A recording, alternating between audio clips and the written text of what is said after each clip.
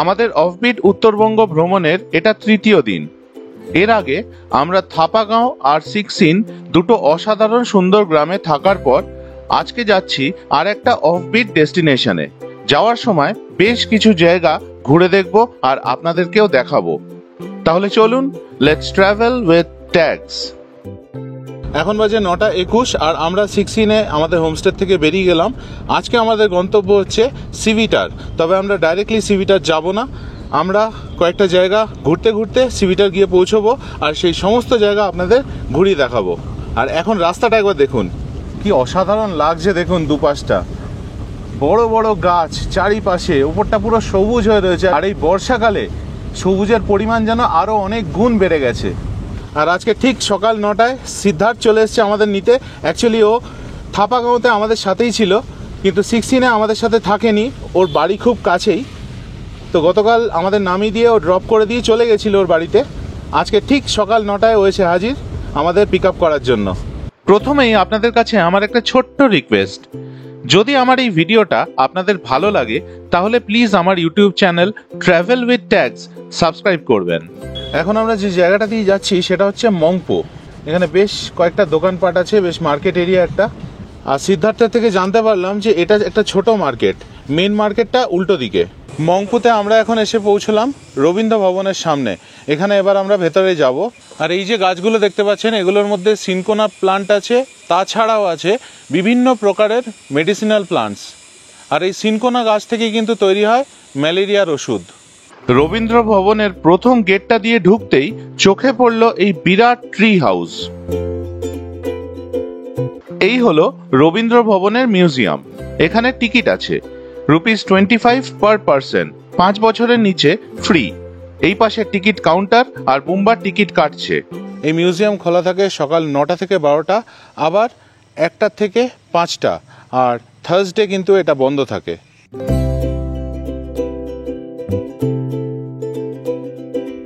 এখানে রবীন্দ্রনাথ ঠাকুরের ব্যবহার করা বেশ কিছু জিনিস, যেমন উনি যে খাটে শুতেন, যে চেয়ারে বসতেন, যে টেবিল ইউজ করতেন, তা সব এখানে যত্ন সহকারে রাখা আছে।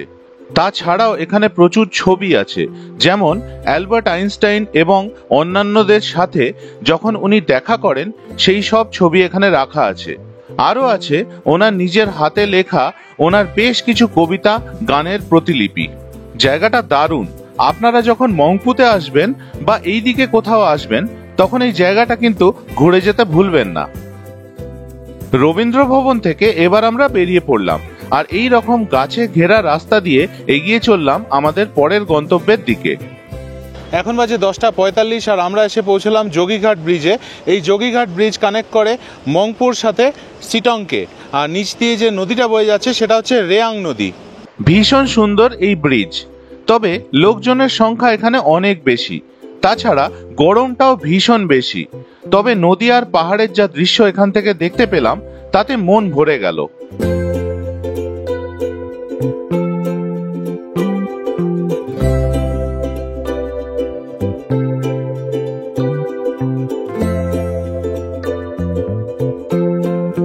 যোগীঘাট ব্রিজের পাশ দিয়ে একটা ছোট্ট রাস্তা বেরিয়ে এসছে, নদীর পাড়ে আসছে।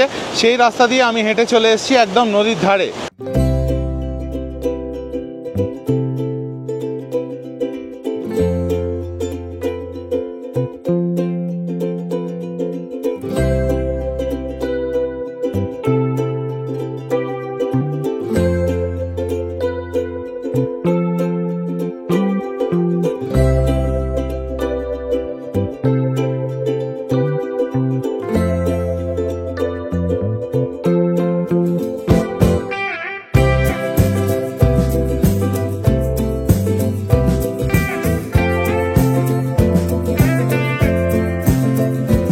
এখন বাজে 11:30 আর আমরা যোগীঘাট থেকে বেরিয়ে পড়লাম।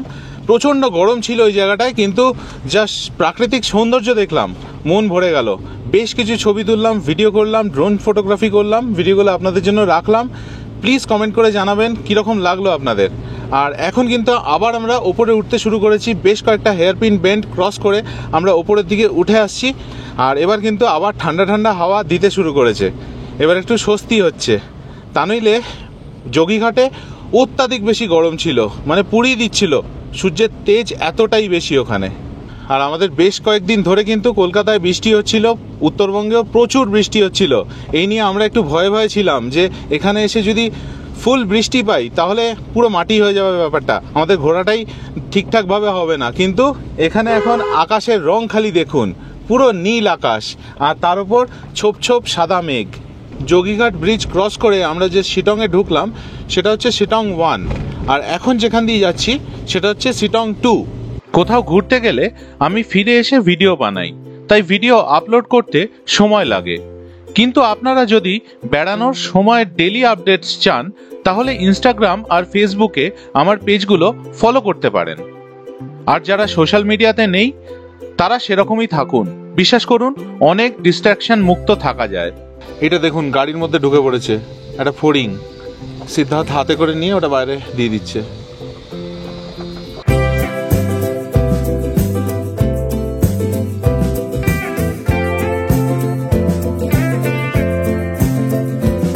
এখন বাজে 12:10 আর আমরা এসে পৌঁছলাম মাহালদিরাম টি গার্ডেনের মধ্যে।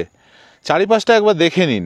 কিছুজন ট্যুরিস্ট এখানে ছিলেন এতক্ষণ, তাদের মুখে শুনলাম যে এতক্ষণ নাকি রোদ ছিল, চারিপাশটা দেখতে পাচ্ছিলেন তারা। আর আমরা যখন ঢুকেছি একবার দেখে নিন, পুরো মেঘে ভরে গেছে চারিপাশটা। ওই পাশটায় সিদ্ধার্থ গাড়ি থামিয়েছে, আর এই দিকটা দেখুন, নিচে কিচ্ছু দেখা যাচ্ছে না, শুধু মেঘ। আর সামনে চা বাগান অবশ্যই দেখা যাচ্ছে, কিন্তু দূরে কিচ্ছু দেখা যাচ্ছে না। আর এই পাশ দিয়ে মেঘ ঢুকছে দেখুন, রাস্তার ওপর দিয়ে হু হু করে মেঘ যাচ্ছে। এইসব জিনিস দেখার জন্যই তো কলকাতা থেকে এত দূরে ছুটে আসা। আপনারাও তাড়াতাড়ি প্ল্যান করে চলে আসুন পাহাড়ে, অসাধারণ লাগবে, প্রকৃতির মাঝে কিছুদিন কাটিয়ে যান। দেখুন রাস্তা দিয়ে মেঘ যাচ্ছে, কি সুন্দর দেখুন। মানে বেসিক্যালি আমরা এখন মেঘের মধ্যেই দাঁড়িয়ে রয়েছি। সূর্য উঠলে অবশ্যই আরও সুন্দর অন্যরকম একটা দৃশ্য পাওয়া যেত, কারণ দূরের পাহাড়গুলো দেখা যেত, প্লাস চা বাগানের যে দূরের অংশ সেগুলো দেখা যেত। কিন্তু এই যে ভিউ, এটারও কিন্তু একটা অদ্ভুত সৌন্দর্য আছে।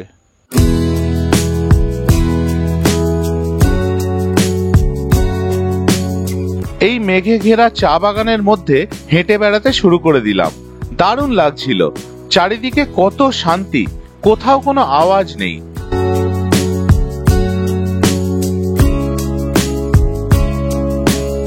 বেশ কিছুক্ষণ এখানে প্রকৃতির সাথে সময় কাটিয়ে আমরা বেরিয়ে পড়লাম আমাদের পরের গন্তব্যের দিকে। আর এই রাস্তাটা দেখুন কি সুন্দর, পুরো মেঘের চাদরে মোড়া। আমাদের আশেপাশে কিন্তু পুরোটাই চা বাগান, তবে এই মেঘের জন্য পুরোটা দেখা যাচ্ছে না। তবে একটু মেঘটা কাটতেই চা বাগানগুলো স্পষ্ট হয়ে উঠল। এখন চোখের সামনে ভেসে উঠল অন্যরকম এক সৌন্দর্য। চারিদিকে সবুজের সমারোহ দেখে চোখে যে কি পরিমাণ আরাম লাগছিল তা বলে বোঝাতে পারবো না। আমাদের এই ট্রিপ আমি বুক করেছি অফবিট ট্রাভেলসের শুভাশিস ব্যানার্জি থেকে। এই বুকিংয়ে ইনক্লুডেড আছে আমাদের ফুডিং, লজিং, গাড়ি আর সাইট সিইং। আমি প্রথমেই শুভাশিস বাবুকে জানিয়ে দিই আমাদের রিকোয়ারমেন্ট, আর সেটা হলো আমরা কোনো ক্রাউডেড জায়গাতে থাকতে চাই না। সেই মতোই উনি আমাদের জন্য বুক করে দেন 4টে অফবিট জায়গা উত্তরবঙ্গে। আমাদের এক্সপিরিয়েন্স কেমন তা আমি বলবো আমার প্রত্যেকটা ভিডিওতে। আমি অফবিট ট্রাভেলসের শুভাশিস বাবুর নাম্বার ডেসক্রিপশন বক্সে দিয়ে দিলাম, আপনারা চাইলে ওনাকে যোগাযোগ করতে পারেন। তবে হ্যাঁ, এটা কিন্তু কোনো রকম পেড প্রমোশন না।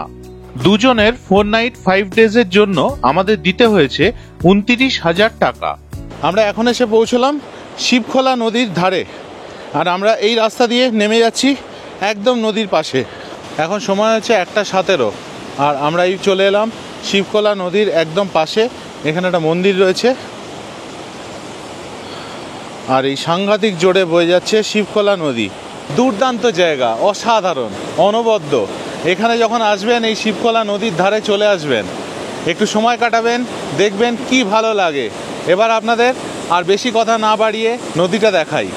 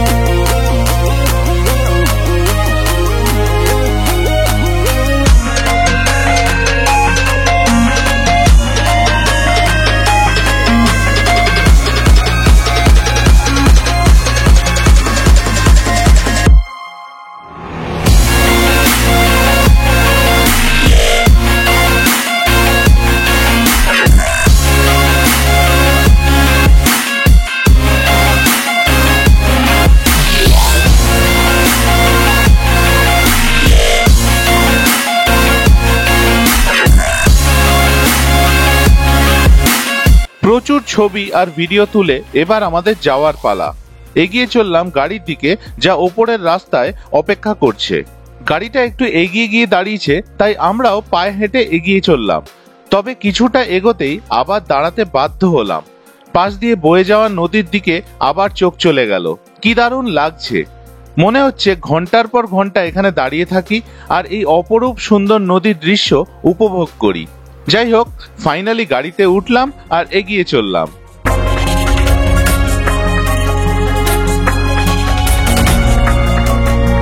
আমরা যে শিবখোলা নদীর পাশে ছিলাম সেখানে দারুণভাবে এনজয় করলাম। খুব পিকচারাস জায়গাটা, দুর্দান্ত, কিন্তু প্রচণ্ড গরম। জায়গাটা যেহেতু একটু নিচে আর রোদ উঠেছে, তো প্রচণ্ড গরম লাগছিল, ঘেমে নিয়ে স্নান হয়ে গেছিলাম। আর আমরা এখন যথেষ্ট ওপরে উঠে এসেছি। এখন বেশ ঠান্ডা ঠান্ডা হাওয়া দিচ্ছে, আর যেরকম দেখতে পাচ্ছেন চারিদিকে চা বাগান। সিদ্ধার্থের থেকে এখন জানতে পারলাম যে এই যে আশেপাশে টি গার্ডেন, সেটা হচ্ছে নরবুং টি গার্ডেন।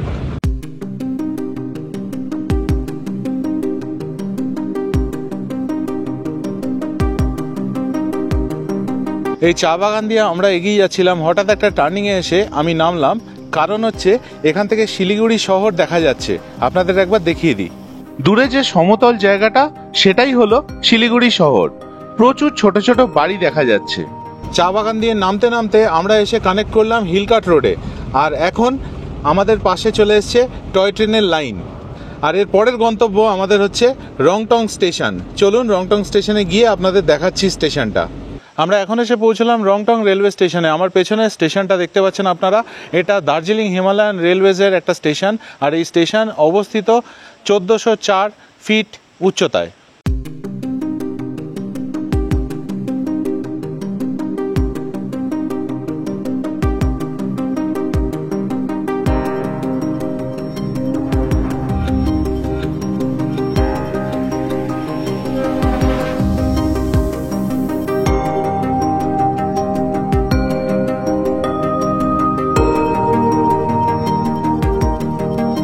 রংটং স্টেশন থেকে বেরিয়ে টয় ট্রেনের লাইন দেখেই ভাবলাম যদি একবার দেখা হয় তার সাথে।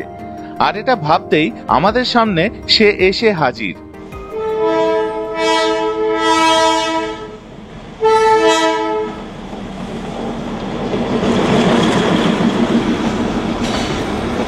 হিলকাট রোড ছেড়ে আমরা এখন নিচে নেমে এলাম, আর এই রাস্তা দিয়ে এগিয়ে যাচ্ছি সিবিতারের দিকে। রাস্তাটা অসাধারণ, কিন্তু রাস্তাটা বেশ সরু। আর প্রাকৃতিক সৌন্দর্য তো দেখতেই পাচ্ছেন, চারিদিকে গাছে ঢাকা বড় বড় পাইন গাছ চারিপাশে। আর রাস্তাটা সরু হওয়ার সাথে সাথেও রাস্তাটা কিন্তু বেশ খাড়াই, অনেকগুলো হেয়ারপিন বেন্ডস আছে। প্রথম দেখাতে রাস্তাটাকে ভালো মনে হলেও পরে গিয়ে কয়েকটা জায়গায় রাস্তার অবস্থা বেশ খারাপ। এখানটা ভয়ানক। একে তো হেয়ারপিন বেন্ড আছে, তারপর বড় বড় গর্ত। তবে তা পেরিয়ে আমরা এগিয়ে গেলাম আমাদের হোমস্টের দিকে। ঘড়িতে এখন সময় হয়েছে 3:55, আর আমরা এসে পৌঁছলাম সিবিতার। আমরা আজকে থাকবো এখানে দালুচা হোমস্টেতে। আমি এখন হোমস্টের সামনে দাঁড়িয়ে রয়েছি। চলুন এবার ভেতরে গিয়ে আপনাদের দেখাই। ঢুকেই এখানে একটা বসার জায়গা, খুব সুন্দরভাবে সাজানো। সিদ্ধার্থ বসে রয়েছে। আজ সাংঘাতিক কষ্ট করে গাড়ি চালিয়েছে, প্রচণ্ড খারাপ রাস্তা ছিল। আর এখানে হচ্ছে, বেশি কাছে যাচ্ছি না, বোধহয় এখানকার পোষা। এই বসার জায়গার পাশেই এইখানে আমাদের রুম। আমরা এসে গেছি আমাদের রুমে। চলুন আপনাদের এবার রুমটা দেখিয়ে দিই। এটা হচ্ছে মেন গেট। এখান দিয়ে ঢুকে এই হচ্ছে আমাদের রুম। এখানে একটা বড় বেড, ওই পাশে আরেকটা বড় বেড, দুদিকে জানলা, প্রচণ্ড খোলামেলা রুম। এখানে একটা চেয়ার আছে, এই পাশে একটা ছোট্ট র্যাক মতো আছে, আর এখানে সুইচ বোর্ড আছে। কিন্তু রুমটা অসাধারণ। দুপাশে জানলার দেওয়া। এদিকটা অবশ্য রাস্তার দিক, কিন্তু এদিকটার থেকে পরিষ্কার বাইরেটা দেখা যাবে। কি দেখা যাবে দেখে নি চলুন। দুর্দান্ত ভিউ, পুরো চা বাগানের ভিউ দেখুন। চারিপাশে চা বাগান, নিচের থেকে শুরু হয়ে যেদিকে চোখ যাচ্ছে শুধু চা বাগান। আর এই হলো ওয়াশরুম। ঢুকে এটা বেসিন, ওখানে ছোট্ট আয়না, ওপরে গিজার, আর এই পাশে কমোড, আর এখানে বালতি রাখা রয়েছে, স্নানের জায়গা।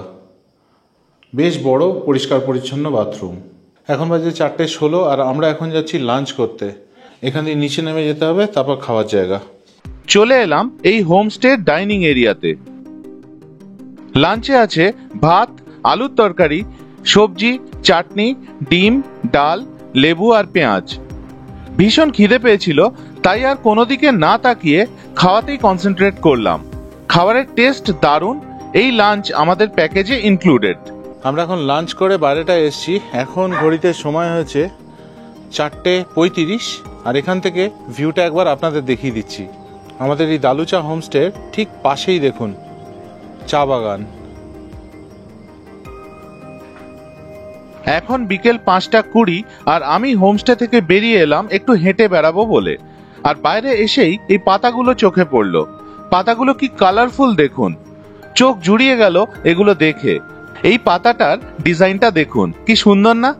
এখানে এরকম গাছ প্রচুর। এগুলো এক রকমের পাতাবাহার বলে আমার মনে হচ্ছে। আপনারা এগুলোর নাম জানলে প্লিজ কমেন্ট করে জানাবেন। আরো কিছু পাতা দেখলাম, আর দেখে মনে হলো ভগবান যেন সুন্দর করে আলপনা এঁকে দিয়েছে। এই দালুচা হোমস্টেতে আমরা যে রুমটা পেয়েছি, সেই রুমটাতে বেশ কয়েকটা প্রবলেম আছে। আপনাদের যেরকম আগেই বললাম, এপাশটা রাস্তা, আর রাস্তার পাশেই হচ্ছে এদের এই হোমস্টে, আর এখানে একটা বাউন্ডারি আছে, কিন্তু এইখান দিয়ে যাওয়ার রাস্তা আছে। এইবার এখানে কাঁচের জানলা, এই জানলাটা খোলা যায় না, কিন্তু ওপাশ দিয়ে কেউ গেলে আর ঘরের মধ্যে যদি লাইট জ্বলে, পুরোপুরি কিন্তু ঘরটায় ভেতরে সব কিছু দেখা যাবে। এটা একটা বিরাট বড় প্রবলেম। আর এখানে যে পর্দাগুলো দিয়েছে সেগুলো কিন্তু খুব পাতলা পর্দা। তো এইটা একটা বিরাট বড় প্রবলেম, কারণ আমি আর বোম্বা আজকে আছি, ঠিক আছে, আমরা দুজন ছেলে আছি, ম্যানেজ করে নেবো। কিন্তু এখানে ধরুন কোনো মহিলা এসে রয়েছেন, খুব অসুবিধা হবে। এই জিনিসটা ইমিডিয়েটলি এদের বদলানো উচিত। এখানে একটা মোটা পর্দা দেওয়া উচিত, যাতে বাইরে থেকে ভেতরে বা ভেতর থেকে বাইরে দেখা না যায়। আচ্ছা, এবার আরেকটা প্রবলেম বলি। ঘরটায় কোনো পাখা নেই, আর এখানে একটা সাফোকেটিং ব্যাপার হচ্ছিল। তো আমরা নিচে এখানে যে হোমস্টেতে যিনি আছেন ওনাকে বললাম, রিকোয়েস্ট করলাম একটা ফ্যানের ব্যবস্থা করে দেওয়ার জন্য। একটা স্ট্যান্ড ফ্যান ব্যবস্থা করে দিলেন। এখন তবু ঠিক আছে, বেয়ারেবল। তো এই হলো সেই স্ট্যান্ড ফ্যান যেটার ব্যবস্থা ওনারা করে দিলেন। এখন ঘরের গরমটা অনেকটা কমেছে। আরেকটা প্রবলেম দেখিয়ে দিচ্ছি, সেটা হচ্ছে বাথরুমে এই যে বেসিনটা রয়েছে, তার পাইপটা দেখুন জাস্ট মাটিতে ফেলা রয়েছে, কোনো ড্রেনে কিন্তু ঢোকেনি। তার মানে এখান থেকে যা বেসিনে জল ফেলা হবে সেগুলো সব এখান দিয়ে গড়িয়ে গড়িয়ে পুরো বাথরুম দিয়ে ওই পাশে নর্দমায় যাবে। এই জিনিসটা আমার কাছে আনঅ্যাকসেপ্টেবল মনে হলো, তাই আমি বললাম। আমি গিটার বাজাতে পারি না, তবে এই রকম মনোরম পরিবেশে আমারও ইচ্ছে করলো চেষ্টা করতে, আর তাই পাশে থাকা গিটারটা তুলে নিয়ে একটু ট্রাই করলাম মাত্র। বিকেল হতেই রুমে সার্ভ করে দিল চিনি ছাড়া ব্ল্যাক টি আর পেঁয়াজি। এই দুটোই আমাদের প্যাকেজে ধরা আছে। ইভিনিং স্ন্যাক্সে আলাদা করে আমরা অর্ডার করলাম চিকেন পকোড়া। খেতে ভালোই, তবে পিসগুলো খুব ছোট। দালুচা হোমস্টেতে এই বসার জায়গাটা ভীষণ অ্যাস্থেটিক্যালি ডেকোরেট করা হয়েছে। বিকেল বেলা এখানেই বসে দারুণ আড্ডা দিলাম এই হোমস্টে যারা চালান তাদের সাথে। ঘড়িতে সময় হয়েছে 9:08 আর আমরা চলে এসেছি ডিনার করতে। ডিনারে আছে রুটি, চিকেন কষা আর পনির ভাজা। পনির আর চিকেন কষাটা অসাধারণ হয়েছে, দুর্দান্ত খেতে। আমাদের এই ডিনার প্যাকেজে ইনক্লুডেড। এখন ঘড়িতে সময় হয়েছে 9:55 আর আমি আর বুম্বা আমাদের হোমস্টের বাইরে এসেছি। চারপাশটা কি চুপচাপ দেখুন, কোথাও কোনো আওয়াজ নেই, শুধুমাত্র ঝিঝি পোকার ডাক শুনতে পাচ্ছি। সকাল সকাল উঠে চলে এলাম দালুচা হোমস্টের ছাদে, আর এখান থেকে পাহাড় আর চা বাগানের ভিউটা দেখে জাস্ট ফিদা হয়ে গেলাম। ওই দূরে পাহাড়ের পিছনে দেখা যাচ্ছে শিলিগুড়ি শহর। কাল রাতে আলোয় ঝলমল করছিল ওই জায়গাটা। যদি ভাবেন আলোয় ঝলমল করা শিলিগুড়ির সেই ছবি দিলাম না কেন, কারণ তা আমার ক্যামেরাতে ঠিকঠাক তুলতে পারিনি। তবে চিন্তা করবেন না, এর পরের ভিডিওতে রাতের শিলিগুড়ি শহরের যা ছবি আসছে তা দেখে আশা করি আপনাদের ভীষণ ভালো লাগবে। ছাদ থেকে নেমে চলে এলাম ব্রেকফাস্ট করতে।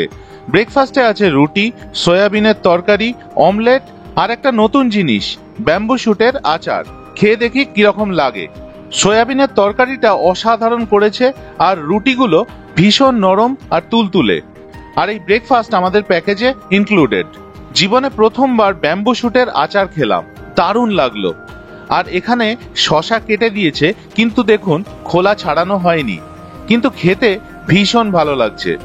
ওই যে ওপরে গাছটা দেখছেন, ওটা কমলা লেবুর গাছ, আর ভেতর দিকে যে গাছটা দেখছেন সেটা এলাচ গাছ। ডিসেম্বর জানুয়ারিতে এলে ওই গাছটায় পুরো কমলা লেবুতে ভরে থাকবে।